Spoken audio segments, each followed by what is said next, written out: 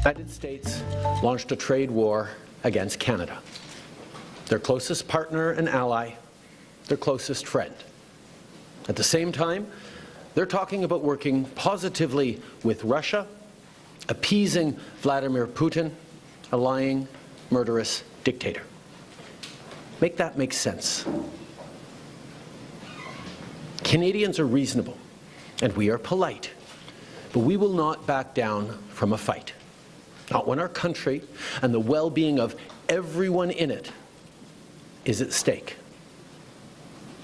At the moment, the U.S. tariffs came into effect in the early hours of this morning, and so did the Canadian response.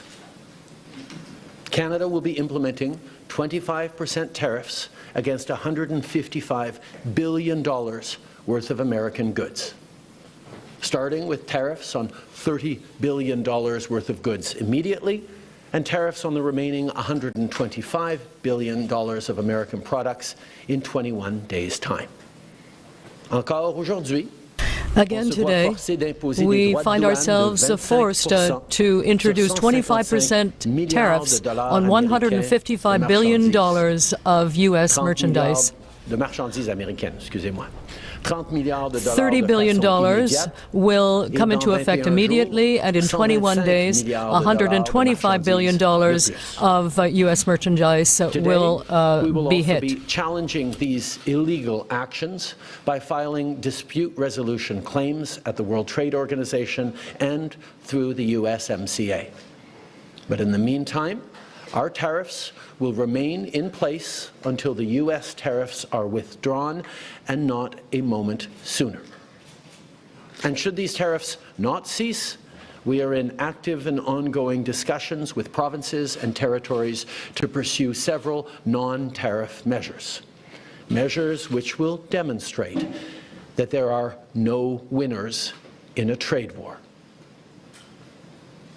Now, just like I did a month ago, I want to speak first directly to the American people. We don't want this.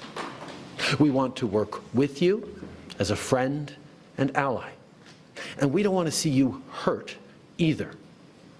But your government has chosen to do this to you. As of this morning, markets are down, and inflation is set to rise dramatically all across your country. Your government has chosen to put American jobs at risk, at the thousands of workplaces that succeed because of materials from Canada or because of consumers in Canada, or both. They've chosen to raise costs for American consumers on everyday essential items like groceries and gas, on major purchases like cars and homes, and everything in between. They've chosen to harm American national security, impeding access to the abundant critical minerals, energy, building materials, and fertilizers that we have and that the United States needs to grow and prosper. They've chosen to launch a trade war that will, first and foremost, harm American families. They've chosen to sabotage their own agenda that was supposed to usher in a new golden age for the United States. And they've chosen to undermine the incredible work we've done together to tackle the scourge that is fentanyl, a drug that must be wiped from the face of the earth. So on that point, let me be crystal clear. There is absolutely no justification or need whatsoever for these tariffs today. Now, the legal pretext your government is using to bring in these tariffs is that Canada is apparently unwilling to help in the fight against illegal fentanyl. Well, that is totally false. Let's look at the facts. Our border is already safe and secure. Far less than 1% of fentanyl flows and less than 1% of illegal crossings into the United States comes from Canada. But we acted. because we know we can always do better. We responded to concerns, including from the President, by implementing an ambitious $1.3 billion border plan. A border plan that includes generational investments in new AI and imaging tools to stop the flow of fentanyl in its tracks, stronger coordination and information sharing with American agencies, along with the deployment of drones, helicopters, and additional personnel to keep our border secure. Now, a month ago, as part of an agreement with the United States that paused the tariffs, we made further commitments. We appointed Kevin Brasseau as our fentanyl czar, a man who dedicated his multi-decade career in law enforcement to combating organized crime networks and drug trafficking. We designated 7 drug cartels, sick, evil groups who cynically profit off the pain and suffering of people on both sides of the border, as the terrorist organizations that they are. And just yesterday, we launched a new joint operations partnership supported by a $200 million investment between Canada's security and law enforcement agencies, a partnership that will enhance the coordination of information and intelligence in order to thwart criminal gangs involved in the illegal fentanyl trade. And critically, our actions are working. As the U.S. Customs and Border Protection just acknowledged, there was a 97% drop in fentanyl seizures from January compared to December, to a near zero low of less than half an ounce seized in January, even with all the further enforcements and actions we've taken at the borders. In sum, we stepped up. We engaged closely and constructively with the President and his administration. We did everything we promised. We stuck to our word. And we did it because we believe in working together to protect our citizens. Now I want to speak directly to one specific American, Donald. In the over 8 years you and I have worked together, we've done big things. We signed a historic deal that has created record jobs and growth in both of our countries. We've done big things together on the world stage, as Canada and the US have done together for decades, for generations. And now we should be working together to ensure even greater prosperity for North Americans in a very uncertain and challenging world. Now, it's not in my habit to agree with the Wall Street Journal, but Donald, they point out that even though you're a very smart guy, this is a very dumb thing to do. We two friends fighting is exactly what our opponents around the world want to see. And now, to my fellow Canadians, I won't sugarcoat it. This is going to be tough, even though we're all going to pull together, because that's what we do. We will use every tool at our disposal so Canadian workers and businesses can weather this storm. From expanding EI benefits and making them more flexible to providing direct supports to businesses, we will be there as needed to help.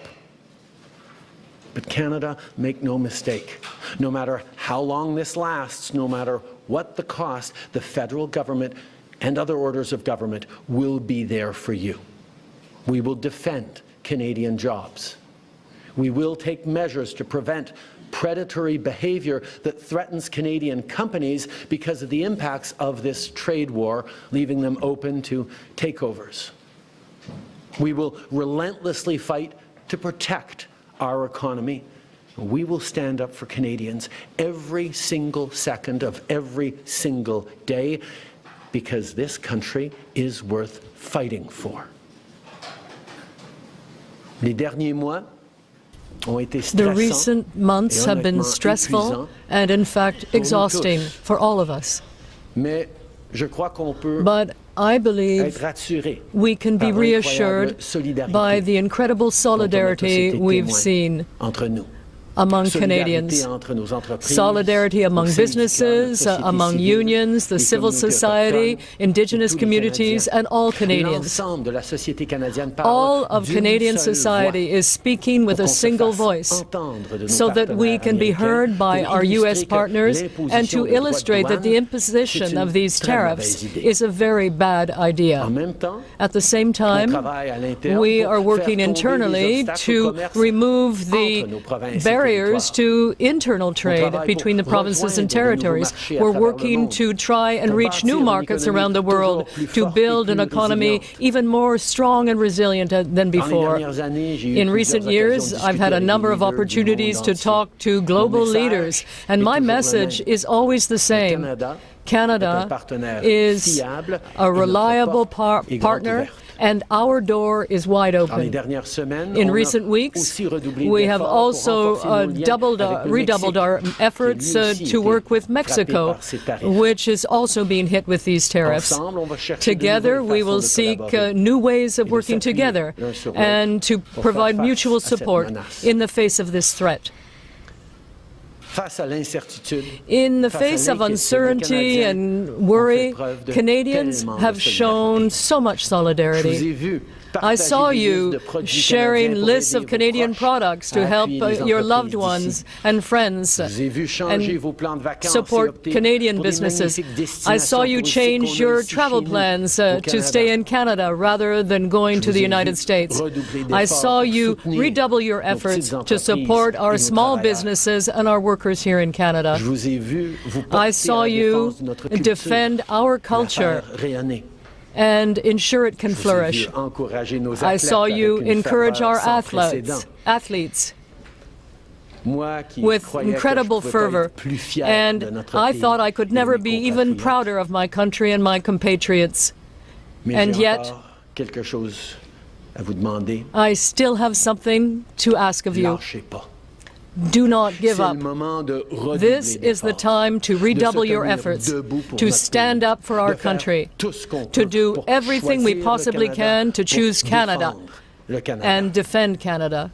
On va passer ensemble à travers Together, des moments we will difficiles. get through some tough times. Mais après vous avoir But vu aller dans les after dernières seeing semaines, you and seeing your reaction in j'ai recent jamais weeks, été I aussi have to say optimiste I have never been as quant au optimistic futur de notre beau with pays, respect to the future of our malgré beautiful tous country, les défis in qu'on spite est en of train de all vivre the ensemble. challenges we're facing right Le now. Canada Canada reste le meilleur pays sur remains the best country in the tellement de world. raisons We d'être have so fiers many de notre reasons to chez be nous, de ces proud of our quelques home, arpents de neige. to be proud of our surtout, land, Je suis but fier de notre I'm capacité especially à nous proud serrer les of our coudes ability quand il to est temps. come together when that Les is Canadiens, required. différentes origines, Canadians of différentes different langues, backgrounds, différentes who croyances. speak different Mais languages, quand il have est different temps de religions. défendre But notre you know, pays, when it comes time to on le fait defending d'une our seule country, voix, we speak dans with la a main. single voice and À walk travers hand in vents et hand. marées, les In Canadiens spite of all, peuvent toujours Canadians compter will always les uns sur les be autres. relying on each other. Now, we've been through tough spots before. But every time we've faced long odds and seemingly insurmountable obstacles, we've not only survived, we've emerged stronger than ever. Because when it comes to defending our great nation, there is no price we all aren't willing to pay. And today is no different. Merci beaucoup, mes amis. Thank you, friends. Thank you very much, Mr. Prime Minister. Merci beaucoup. We will now take 20 minutes of questions. Nous prendrons 20 minutes de questions. One question, one follow-up. Une question, un suivi. Merci. Hi, Prime Minister. Tom Perry with CBC. You're reaching out to the president today. You're speaking directly to him. We heard from U.S. Vice President J.D. Vance, who says that Donald Trump will be speaking to Canadians. And he also says that he wants to see more progress on fentanyl. So my question to you is, do you have any conversation scheduled with Donald Trump in the coming days? Is that something maybe your successor should do? And do you really believe that this is about fentanyl, or is there something larger at play here? I have offered to speak to Donald over the past number of days, and I expect to speak with him in the days to come. I'm always there to talk with him about the importance of working together to take on the world at this time.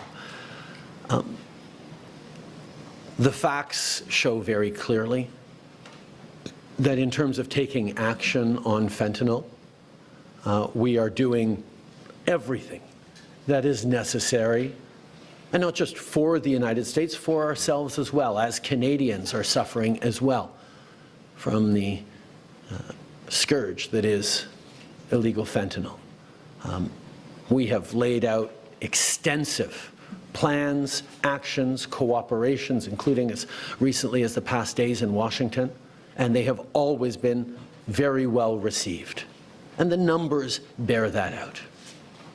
I think in what President Trump said yesterday, that there is nothing Canada or Mexico can do to avoid these tariffs, underlines very clearly what I think a lot of us have suspected for a long time, that these tariffs are not specifically about fentanyl, even though that is the legal justification he must use to actually move forward with these tariffs. Monsieur Trudeau, en français, à part l'allocution que vous avez eue envers Monsieur Trump, lui avez-vous parlé au cours des derniers jours? Have you spoken to Mr. Trump recently?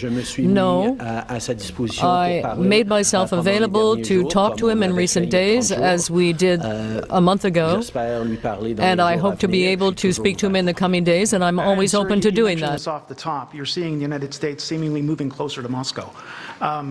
This is the same day that the United States has announced it's suspending aid for Ukraine. The Kremlin just said that U.S. foreign policy now is in alignment with Russia. So how do you successfully, or your successor, successfully negotiate with a president who seems to regard his friends as his enemies and his enemies as his friends? In this regards, Canada and Canadians are very clear. We know who our friends are. We know who our opponents are, and there is no question that Vladimir Putin and his attack not just on Ukraine, but on the rules-based international order, on the founding principles of the United Nations, is an opponent of Canada. I think the question that we all need to be watching closely is, what do the American people think?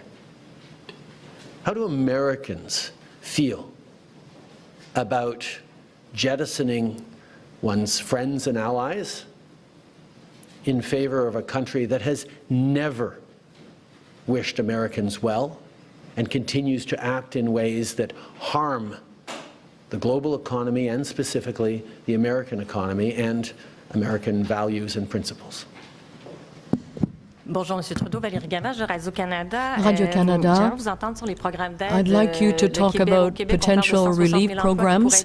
In Quebec, they're talking out the possibility of 160,000 jobs being lost. There are plants closing already. Now, is there something on the table today that you can tell Canadians in order to try and mute the effect of these tariffs?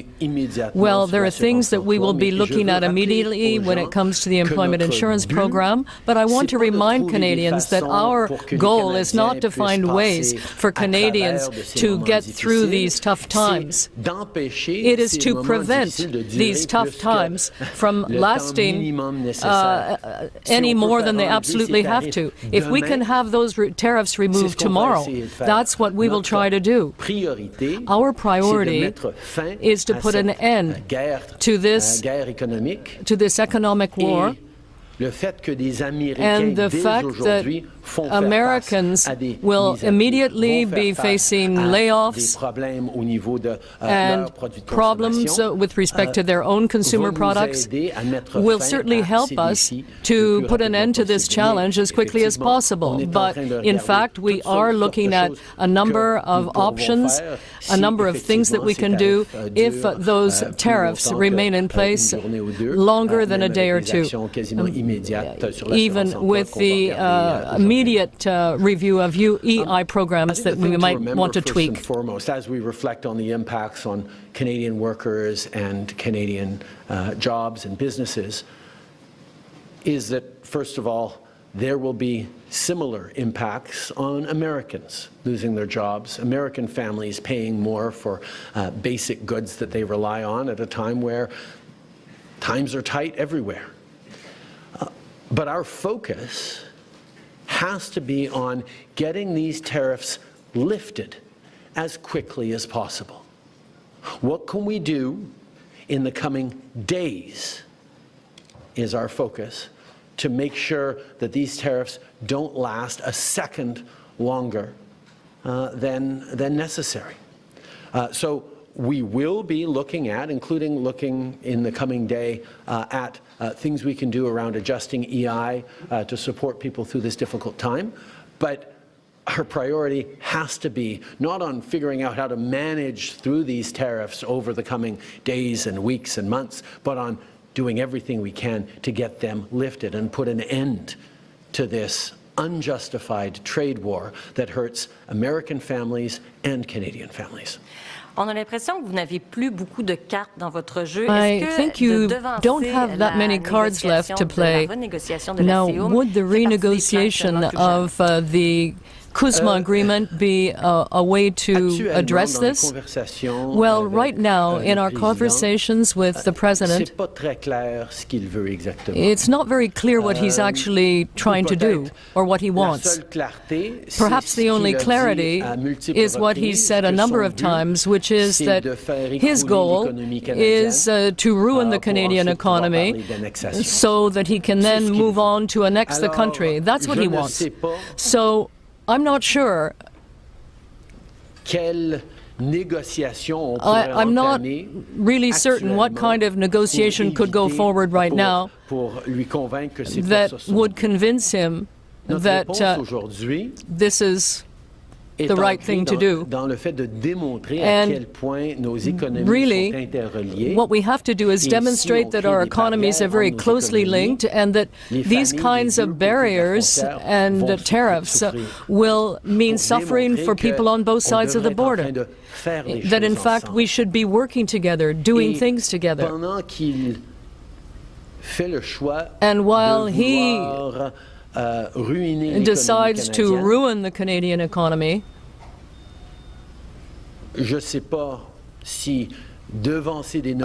I don't know whether, in terms of negotiations or in the face of such bad faith, where he brings in tariffs against Canada without any factual justification, I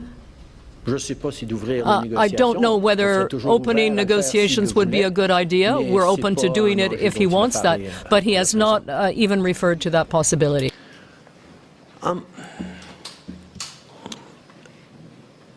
I'm just trying to remember. What was that? Kuzma, that's right. I think in terms of what he wants, and I heard he talked about banking again this morning in a tweet, which doesn't make any sense because American banks, there's about 16 American banks currently active in Canada holding about $113 billion worth of assets in this country. So the American banks are alive and well and prospering in Canada. It's an example of not really being able to see what it is that he wants, because even the excuse that he's giving for these tariffs today of fentanyl is completely bogus, completely unjustified, completely false. So we actually have to fold back on the one thing he has said repeatedly, that what he wants is to see a total collapse of the Canadian economy, because that'll make it easier to annex us, is the second half of his thought. Now, first of all, that's never going to happen. We will never be the 51st state. But yeah, he can do damage to the Canadian economy, and he's started this morning. But he is rapidly going to find out, as American families are going to find out, that that's going to hurt people on both sides of the border. Americans will lose jobs. Americans will be paying more for groceries, for gas, for cars, for homes, because we have always done best when we work together. So we are, of course, open to starting negotiations on the customer review, but let us not fool ourselves about what he seems to be wanting. And I will admit, I have been holding out hope that these tariffs were just a clever negotiating ploy that would have the impact that they're having now without even bringing them in over the past weeks, as we've seen order books dry up for Canadian companies from American customers, as we've seen expansion plans in Canada put on hold, as we've seen people choosing to invest in the United States over the past weeks because of the threat of tariffs. But now that he's moved forward with tariffs, we're going to see the real impact of a trade war between our two countries. And that impact will be to hurt American families. Prime Minister Tonda McCharles with the Toronto Star. I hope you can be as specific as possible for a number of these points. Everybody's looking to what actually you're going to do. In your statement last night, you referenced non-tariff measures, and I want to know exactly what you're prepared to contemplate there. And given that your likely successors, both Carney and Poilievre, have said it should be dollar-for-dollar retaliatory tariffs, that's on $600 billion worth of American imports. If you were to do that, is that on or off the table? I will be sitting down, as I have every week for the past many, many weeks, with the premiers this afternoon to talk about our individual, combined and collective response to this. As we've put on the table, the federal government has $155 billion worth of tariffs that we can move forward with immediately, and that we will be moving forward with both now and 21 days from now to give Canadian companies time to adjust their supply chains to not be overly impacted by this. But there are many other things that have been surfaced by different premiers in different approaches that we can look at. One, for example, is around purchasing and around suppliers and around contracts, whether it's municipal, provincial, or federal, with American companies. There are many different things that we've been looking at, and that conversation with the premiers this afternoon is going to be very, very important. But I can tell you what we have seen is Canadians across provinces and territories, across political lines, are united in knowing that this is a time to hit back hard and to demonstrate that a fight with Canada will have no winners. And the sooner we can get past this fight, back to working together to take on the world, as our two countries always have, the better we'll all be. To what extent have you turned or gotten cooperation from any other allies to exact more pain on the U.S. to accelerate getting to a solution? And are you concerned that Mexico appears to be trying to do their own thing maybe next Sunday? Where are you with any guarantees you've got allies? I've just spent quite a bit of time over these past couple of weeks meeting with European and international allies to talk about a number of different things, including standing up for the rules-based order by defending Ukraine, but also being there for each other in a more challenging and uncertain world. And I can tell you that every country is very, very aware that if the American government is willing to do this to their own closest ally, neighbor, and friend, everyone is vulnerable to a trade war. And our ability to work together thoughtfully and strategically to make sure we're supporting our citizens, we're doing things together in a more diversified way, is something that is on the mind of all of our allies. En français, vous en êtes où dans les discussions avec les alliés, que ce soit européens ou mexicains? Where are you in discussions with European allies? Well, as you know, in recent weeks, I had a lot of conversations with many of our allies and our European friends on the international stage, and I can tell you that everyone is worried. They see that if the United States is prepared to do that to Canada, their closest ally and partner, their most interconnected ally, then everyone is at risk. And our ability to work together and to do more together to diversify our supply chains in a more deliberate manner. Well, these are the conversations we're having now, and we will continue to have them with our allies. With our Mexican partners, we continue to be in close contact, and we continue to look at how we can do things together, as I said, to not suffer any more than needed through these tariffs. Rachel Haynes from CTV National News. As we know, the Liberal Party is going to be picking a new leader over the weekend, but when is it going to be your last official day as Prime Minister? That will be up to a conversation between the new leader and myself to figure out how long a transition is needed. It should happen reasonably quickly, but there's a lot of things to do in a transition like this, particularly at this complicated time in the world. My last day will be determined once the new leader of the Liberal Party has been selected. This is a conversation we will have to have about how much time will be required for the transition. There are a lot of things to be considered, but I know that we will be able to do that quite quickly. It sounds like it won't be immediately on March 9th or March 10th, so it sounds like you'll probably still have some time remaining to put in some more actions on this. Is one of those things that you're considering going to be taxing oil, gas, and potash exports, even if premiers don't consent to that? As I said, the most important thing we're facing, as I've said, the most important thing we can do is ensure that Canadians remain united.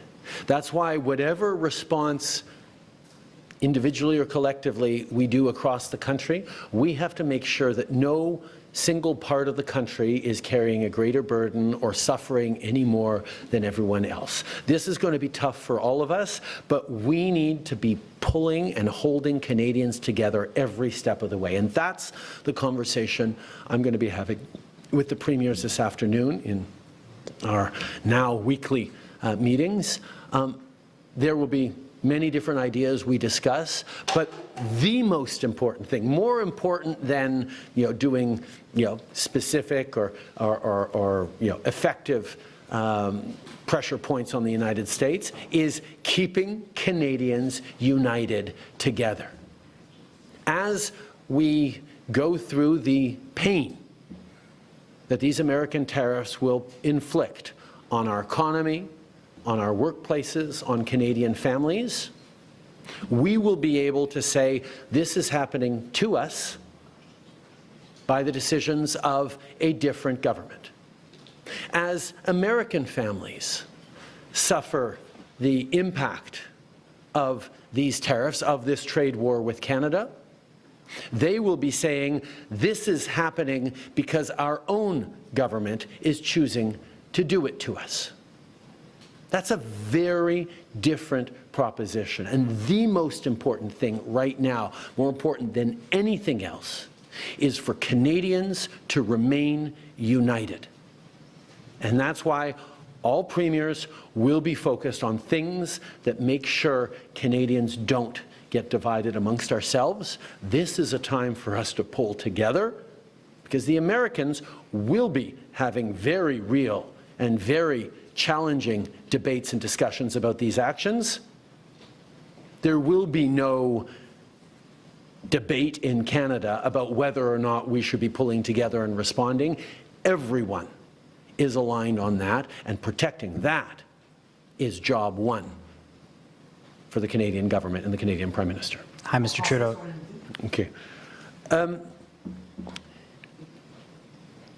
Évidemment, Of course, there are a number of things that different provinces or industrial sectors may want to do to not feel so much pressure from the U.S. But I want to be very clear in saying that it's not because we don't want one sector or industry to carry a heavier burden than any other. And therefore, we have to be fair in our response and in the supports that we provide. Because the most important thing in all of this situation is that Canadians remain united. And that's what I intend to speak to the premiers of the provinces and territories about this afternoon. Unity with respect to our courage and determination as a country and as Canadians will be our most effective weapon in the coming days. Because Canadian families facing negative impacts as a result of these tariffs will be saying, well, we're going to stick together as Canadians because it's another country that's doing this to us. And we are going to stand firm and get through this together. American families that see job losses happening, that see prices going up because of these tariffs, they will have to say, well, yeah, it's because of our own government that we're suffering now. And that will lead to very tough conversations between Americans with respect to why this trade war is even happening. We will take one last question and follow up. Thank you. Hi, Mr. Trudeau. Mackenzie Gray with Global. You mentioned the markets earlier. Someone who knows a thing about them, Warren Buffett, came out and said that these tariffs could be viewed as an act of war. Does the Canadian government believe these tariffs from Donald Trump is an act of war from the U.S.?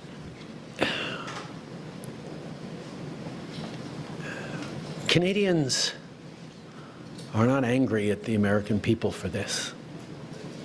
We don't have anything against Americans. Americans are our neighbors, our friends, our partners. We do things together. We've done things together for decades and generations. This is a policy decision by the American government designed to go after the Canadian economy. This is a trade war, yes. But Canadians are hurt. Canadians are angry. We're going to choose to not go on vacation in Florida or Old Orchard Beach or wherever. We're going to choose to try to buy Canadian products and forego bourbon and other classic American products.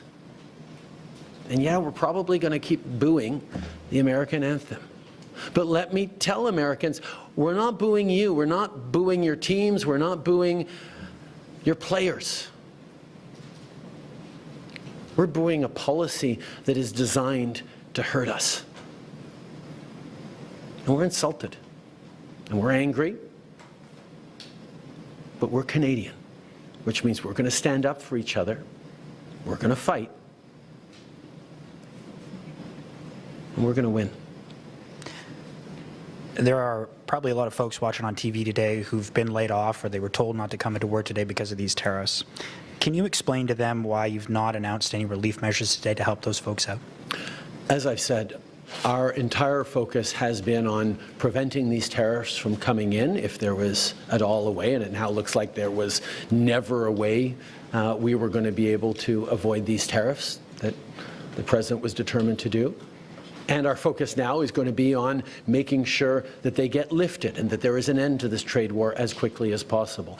But over the past month, we have been working on measures that if these tariffs last longer than a few hours or a few days, we be able to help Canadian citizens, Canadian workers, Canadian companies make it through this time.